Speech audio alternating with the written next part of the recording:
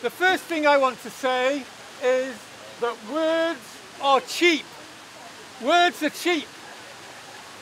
But I'm still going to do a speech. I want to talk to you all about three of the most powerful and dangerous ideas in the world today.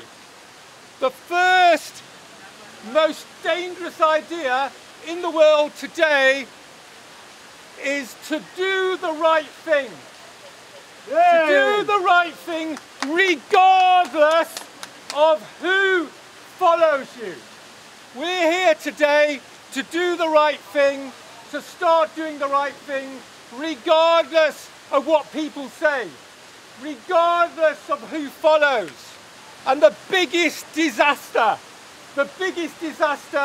of radical movements over the last 30 years is to only do things because they want to be successful. If you pursue success at this stage of the game, you will fail. The second most powerful idea in the world today is the idea of love. Love. Love is not a sentimental idea. Love is not a wishy-washy, romantic, bollocksy thing, right? Love is militant. Love is harsh. Love is tough. And the reason why love is tough is because it means to pursue the well-being of each other, to look out for each other. This is a revolutionary idea. And love is to say to a society that is trying to destroy itself, to destroy its children, you will not destroy the next generation. That is an act of love. And what we did this week to the NGOs was an act of love. Because we were saying to them, you will not betray your founding principles. We spent 46 hours in a lighted, windowless room, not just to taste vegetable chilies, nice as they were.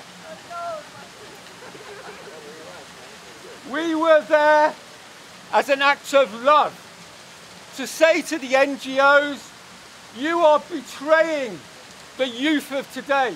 You are betraying your founders.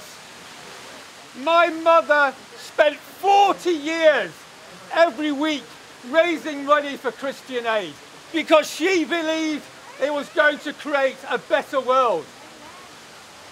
Christian Aid is in the process of betraying the Christian faith through its passivity.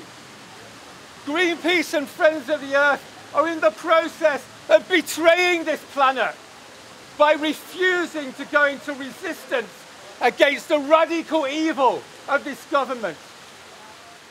The third most dangerous idea in the world today is the right of revolution. Yeah. The right of revolution. The people who govern this country, they're no different to us. They don't have a divine right to destroy and pillage and murder. We had a civil war in this country 400 years ago to establish the principle that no government has the right to kill its people, to plan for the destruction of the next generation. No one has the right. If a government entertains the idea of destroying everything we love, it breaks a contract. The contract is shattered. And the people have the right and the obligation to rebel, regardless of the consequences, regardless of who follows. This we are talking about is the end of everything. The government is proposing the end of everything in order to produce profits for the billionaire class for another few years. That is radical evil. There's no other word for it. That's why we're in a rage today.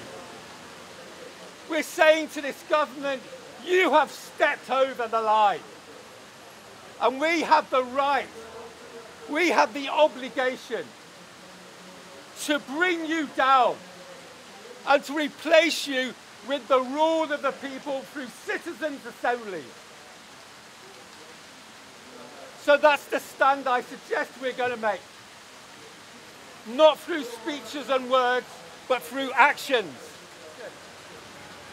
We're about breaking the law. We're about being arrested. We're about going to prison. We're going to make the sacrifice that is necessary so that in 20 years' time we can look into the eyes of young people and say, I did everything I could. Not just something, everything. So we're going to stand for righteousness. We're going to stand for love. And we're going to stand for revolution. Yeah!